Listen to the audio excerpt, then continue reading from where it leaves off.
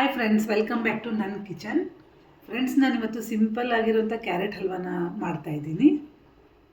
Friends ನೋಡಿ, ನಾನು ಮೊದಲಿಗೆ ಇಲ್ಲಿ ಕ್ಯಾರೆಟ್ನ ಚೆನ್ನಾಗಿ ತೊಳೆದ್ಬಿಟ್ಟು ತುರ್ಕೊಂಡಿಟ್ಟಿದ್ದೀನಿ. ಕೆಲವೊಬ್ರು ಕುಕ್ಕರಲ್ಲಿ ಮಾಡ್ತಾರೆ ಫ್ರೆಂಡ್ಸ್, ಬಟ್ ಕುಕ್ಕರಲ್ಲಿ ಅಷ್ಟೊಂದು ಟೇಸ್ಟ್ ಬರೋಲ್ಲ. ಇದು ತುರಿದ್ಕೊಂಡ್ರೆ ತುಂಬ ಚೆನ್ನಾಗಿ ಬರುತ್ತೆ. ನಾನಿಲ್ಲಿ ಕ್ಯಾರೆಟ್ ಅಂತ ಹೇಳ್ತಾರಲ್ಲ ಅದು ತೊಗೊಂಡಿಲ್ಲ, ಗಜ್ಜರಿ ಅಂತ ಹೇಳ್ತಾರೆ ಅದನ್ನು ತೊಗೊಂಡಿದ್ದೀನಿ. ಆ್ಯಂಡ್ 1 ಲೋಟ ಹಾಲು ತೊಗೊಂಡಿದ್ದೀನಿ, 1 ಬಟ್ಲು ಸಕ್ಕರೆ, ಒಂದು 5-6 ಏಲಕ್ಕಿನ ಪುಡಿ ಮಾಡ್ಕೊಂಡಿದ್ದೀನಿ. ನಾನು ಮನೇಲಿ ರೆಡಿ ಮಾಡ್ಕೊಂಡಿರೋಂಥ ತುಪ್ಪನ ತೊಗೊಂಡಿದ್ದೀನಿ. ಬನ್ನಿ ಫ್ರೆಂಡ್ಸ್, ಮಾಡೋ ಪ್ರೊಸೆಸ್ನ ತೋರಿಸ್ತೀನಿ. ಫ್ರೆಂಡ್ಸ್, ನಾನು ಮೊದಲಿಗೆ 2 ಟೀ ಸ್ಪೂನು ತುಪ್ಪ ಹಾಕ್ತಾಯಿದ್ದೀನಿ. ತುಪ್ಪ ಚೆನ್ನಾಗಿ ಕಾಯಲಿ ಫ್ರೆಂಡ್ಸ್.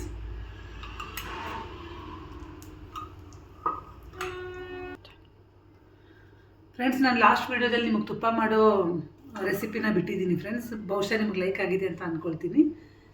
ಎಣ್ಣೆ ಚೆನ್ನಾಗಿ ಕಾದ್ಮೇಲೆ ನಾನು ಕ್ಯಾರೆಟ್ನ ಹಾಕ್ತಾಯಿದ್ದೀನಿ. ಎಣ್ಣೆ ಚೆನ್ನಾಗಿ ತುಪ್ಪ ಚೆನ್ನಾಗಿ ಕಾದ್ಮೇಲೆ ನಾನು ಕ್ಯಾರೆಟ್ನ ಹಾಕ್ತಾಯಿದ್ದೀನಿ.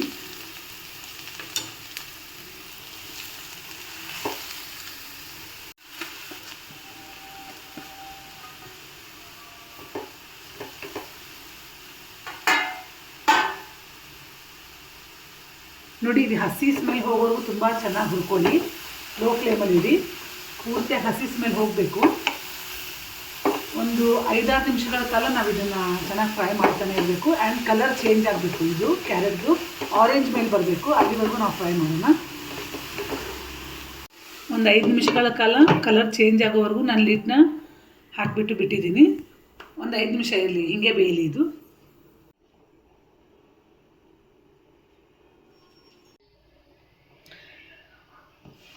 ಫ್ರೆಂಡ್ಸ್ ನೋಡಿ, ಇಲ್ಲಿ ಕಲರ್ ತುಂಬ ಚೆನ್ನಾಗಿ ಚೇಂಜ್ ಆಗಿದೆ ಕ್ಯಾರೆಟ್ದು. ನನಗೆ 3/4 kg ಕ್ಯಾರೆಟ್ನ ತೊಗೊಂಡಿದ್ದೀನಿ. ಅದನ್ನು ತುರಿದ್ಬಿಟ್ಟೆ ಮಾಡಿದ್ದೀನಿ. ನಾನು ತುರಿದ್ಬಿಟ್ಟು ಮಾಡಿದ್ರೆ ತುಂಬ ಚೆನ್ನಾಗಿ ಟೇಸ್ಟ್ ಬರುತ್ತೆ. ಇವಾಗ ನೋಡಿ, ಕಲರ್ ಎಲ್ಲ ಚೇಂಜ್ ಆಗಿದೆ, ಹಸಿ ಸ್ಮೆಲ್ ಕೂಡ ಹೋಗಿದೆ ನನ್ನ ಕ್ಯಾರೆಟ್ದು. ನಾನಿವಾಗ ಇದ್ರ ಮೇಲ್ಗಡೆ 1 ಬಟ್ಲು ತೊಗೊಂಡಿರೋ ಸಕ್ಕರೆನ ಹಾಕ್ತಾಯಿದ್ದೀನಿ. ಸಕ್ಕರೆ ಹಾಕ್ಬಿಟ್ಟು ಮಿಕ್ಸ್ ಮಾಡೋಣ. ಮೊದಲು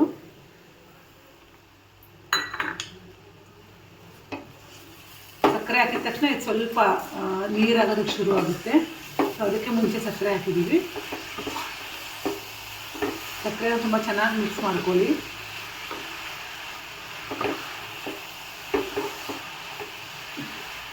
ಒಂದು 2-3 ನಿಮಿಷಗಳ ಕಾಲ ಮತ್ತೆ ಲಿಡ್ನ ಕ್ಲೋಸ್ ಮಾಡೋಣ.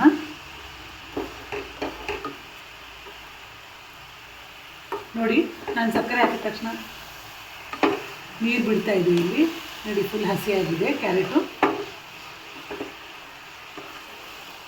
1-2 ಮಿನಿಟ್ಸ್ ಲಿಡ್ನ ಕ್ಲೋಸ್ ಮಾಡಿಬಿಡೋಣ. ಸ್ವಲ್ಪ ನೀರಿನಾದ್ಮೇಲೆ ಮೇಲೆ ಹಾಲು ಹಾಕೋಣ.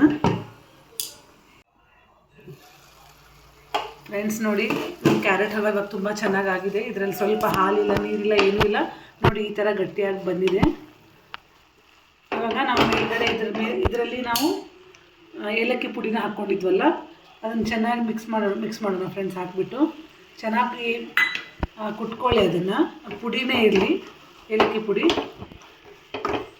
ನೋಡಿ, ಈ ಥರ ಚೆನ್ನಾಗಿ ಮಿಕ್ಸ್ ಮಾಡಿಕೊಂಡು ಲಾಸ್ಟಲ್ಲಿ ನಾನು ಇದ್ರ ಮೇಲೆ ಗೋಡಂಬಿನ ಹಾಕ್ತಾಯಿದ್ದೀನಿ. ಒಂದು 10-12 ಗೋಡಂಬಿನ ನಾನು ಸ್ವಲ್ಪ ಸಣ್ಣ ತುಣುಕಳಾಗಿ ಮಾಡ್ಕೊಂಡಿದ್ದೀನಿ. ಇದರಲ್ಲಿ ಬೇರೆ ಡ್ರೈ ಫ್ರೂಟ್ಸು ಹಾಕ್ಬೋದು. ಸೊ ನನ್ನ ಮಕ್ಕಳು ಬಾದಾಮಿ ಆ ಥರ ಕಿಶ್ಮಿಶ್ ಹಾಕಿದರೆ ತಿನ್ನಲ್ಲ, ಅದಕ್ಕೆ ನಾನು ಅದನ್ನೇನು ಹಾಕಿಲ್ಲ, ನಾನು ಗೋಡಂಬಿನೇ ಹಾಕಿದ್ದೀನಿ. ಚೆನ್ನಾಗಿ ಮಿಕ್ಸ್ ಮಾಡ್ಕೊಳ್ಳಿ. ಲಾಸ್ಟಲ್ಲಿ ಇದ್ರ ಮೇಲೆ ನಾವು 1 ಟೀ ಸ್ಪೂನ್ ತುಪ್ಪನ ಹಾಕೋಣ ಫ್ರೆಂಡ್ಸ್. ಈ ಥರ ತುಪ್ಪನ ಹಾಕೋಣ. ಫ್ರೆಂಡ್ಸ್, ನನ್ನ ವೀಡಿಯೋಸ್, ನನ್ನ ರೆಸಿಪೀಸ್ ನಿಮಗೆ ಇಷ್ಟ ಆದರೆ please like, share and subscribe friends. ಮತ್ತು ನೆಕ್ಸ್ಟ್ ವೀಡಿಯೋದಲ್ಲಿ ಮತ್ತೆ ಹೊಸ ರೆಸಿಪಿ ಜೊತೆ ನಿಮಗೆ ಸಿಗ್ತೀನಿ. ಅಲ್ಲಿವರೆಗೂ take care, bye bye, love you all.